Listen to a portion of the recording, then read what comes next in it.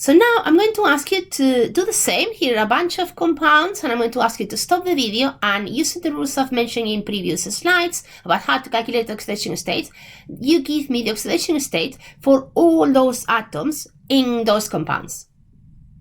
Stop the video now, please.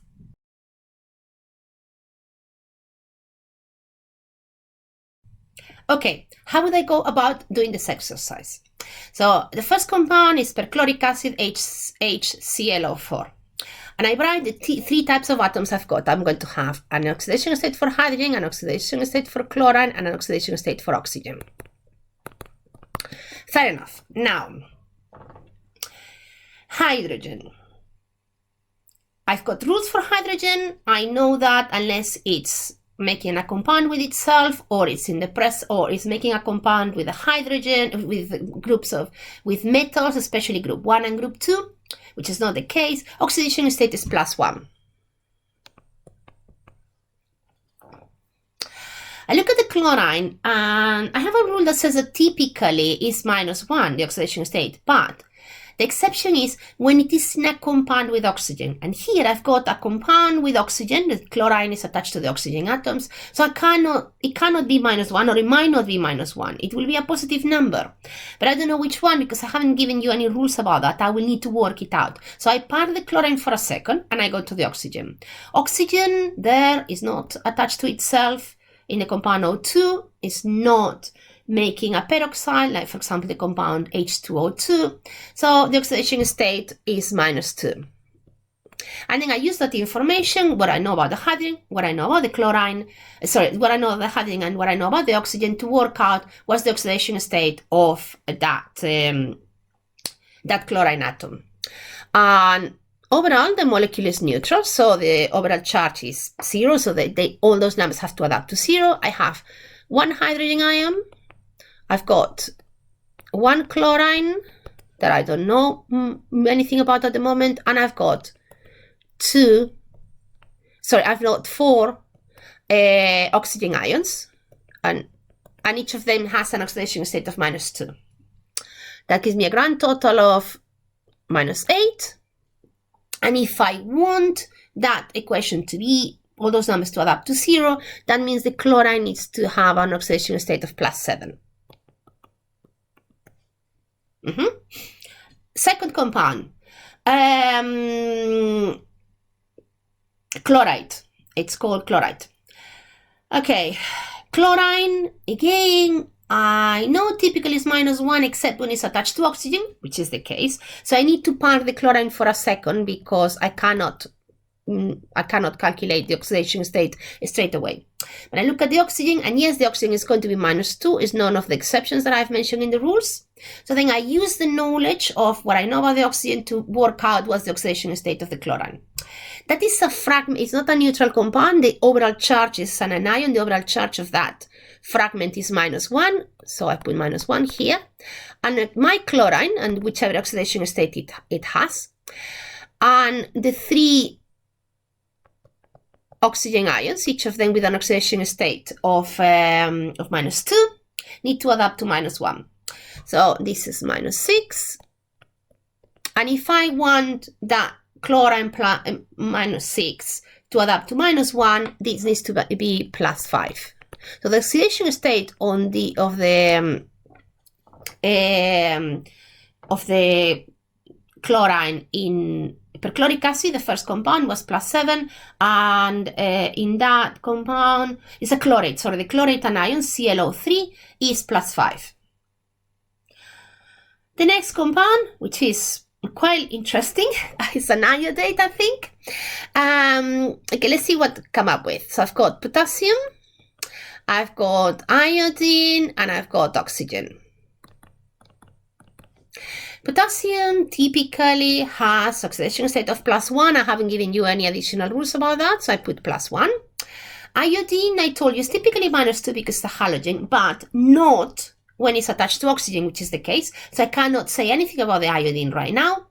And the oxygen is not a peroxide, it's not on its own making another bond with the oxygen in the compound O2. The oxidation state is -2. Sorry. Now I go for what is oxidation state of the iodine. This is a neutral molecule, there is no charge, so the overall charge, all these numbers need to add up to 0. I've got potassium, which is +1, and I've got 5 of them, which sounds like rather a lot. I've got an iodine, I don't know the oxidation state of the iodine, and I've got 6 oxygens, and each oxygen has an oxidation state of -2. This adds up to 5, this adds up to -12. Well, for 5 minus 12 plus whatever the iodine is to add up to 0, that means that the oxidation state of iodine in that compound is +7.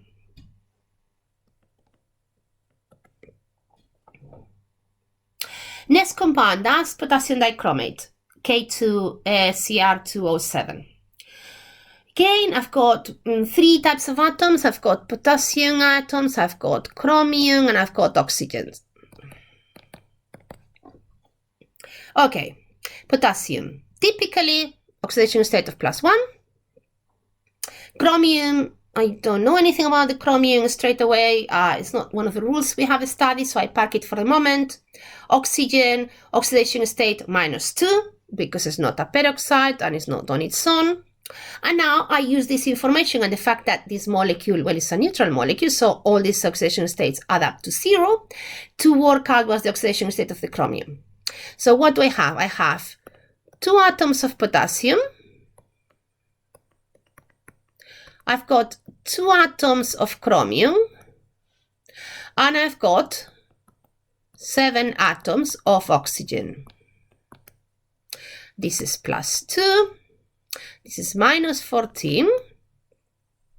So if I want to do these add up to 0, that means that the 2 chromiums overall need to add up to 12. But because I have 2 chromiums, each of them needs to have an oxidation state of 6, and the 2 of them combined give me that +12.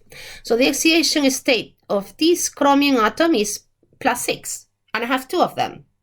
But each of them, because remember oxidation states, oxidation numbers also called, are per atom, different types of atoms, and also individually. Now, the final one, MnO4- is the ion, or the anion, the polyatomic anion permanganate.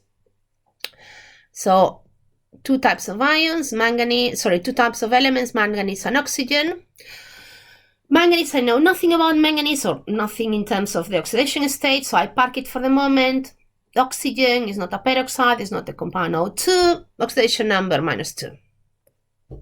And then I use my knowledge of maths and the oxidation number for oxygen to work out the oxidation state, the oxidation number for manganese. Overall, this has a charge -1, so this has to add up to -1. I've got the manganese. I don't know the oxidation state of the manganese, and I've got 4 oxygens, and each of them has an oxidation state of -2. So overall, this is -8. If I want to add up the manganese and the 4 oxygens, and that adds up to -1, then the manganese has to have an oxidation state of +7.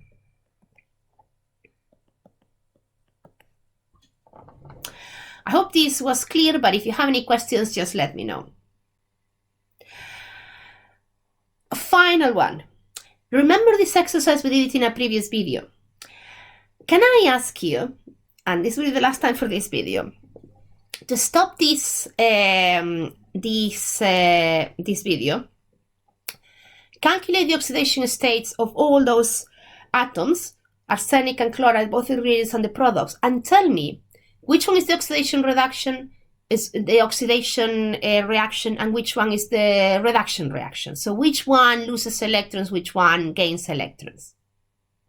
Stop the video now, please.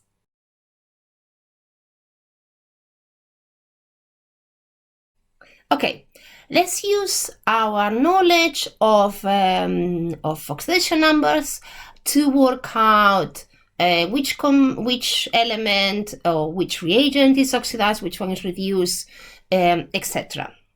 So let's first work out. Here we've got the element arsenium, we've got the element chlorine, and we've got here two types of elements, arsenium and chlorine, in the compound arsenic chloride. Okay, so arsenic, sorry, not arsenium, arsenic.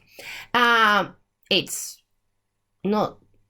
just arsenic, it's not attached to other element, so by definition, we call this oxidation state 0. Chlorine is not on its own, it's in the molecule of Cl2, but again, it's only attached to other atoms of its, there are two atoms of chlorine attached together, so they're the same type of element in that compound. Oxidation state is 0. Product, arsenic chloride. I don't know anything about arsenic, so I will park it for a moment, but I have rules about the chlorine. Chlorine, except when it's attached to oxygen or on its own with another atom of chlorine, has the oxidation state of -1. So here I write it. And then that helps me work out the oxidation state of arsenic. The compound itself is a neutral compound, so the overall charge is 0. And whatever the oxidation state of arsenic, plus the 3 atoms of chlorine in the molecule, each of them with an oxidation state of -1, needs to add up to 0. That is -3, so the oxidation state of the arsenic needs to be +3. And now I can identify, because, okay, well, I've got arsenic that goes from 0 to arsenic that goes to oxidation state of +3. So from having a certain number of electrons in the reagent, in the product, 3 of those electrons have gone away, and that's why you end up with 3 positive charges. It means there are 3 protons in the nucleus that are not compensated by electrons. So that compound has lost electrons. Arsenic, from the compound arsenic, metal arsenic, to the compound arsenic chloride, has lost control of actually 3 electrons. So oxidation is loss of electrons. This is the oxidation reaction. Arsenic has oxidized. Chlorine goes from 0 to chlorine -1. So whatever electrons chlorine had they were all compensating the protons in the nucleus, and in the product there's 1 extra electron that has come in, and that is why you still have the same number of protons, but now you have 1 extra electron. So that element chlorine has gained electrons, and oxidation is loss of electrons, reduction is gain of electrons, and this is a reduction. And this may or may not be helpful, but the word oxidation comes from oxygen, which was one of the first oxidizing processes that were identified. And the word reduction comes from, if you can see, the oxidation number of the compound reduces. So it might be another way of remembering, of spotting which one is reducing, which one is oxidizing. The one reducing in the reduction reaction will reduce its oxidation state, will reduce the number. 0 is larger than -1.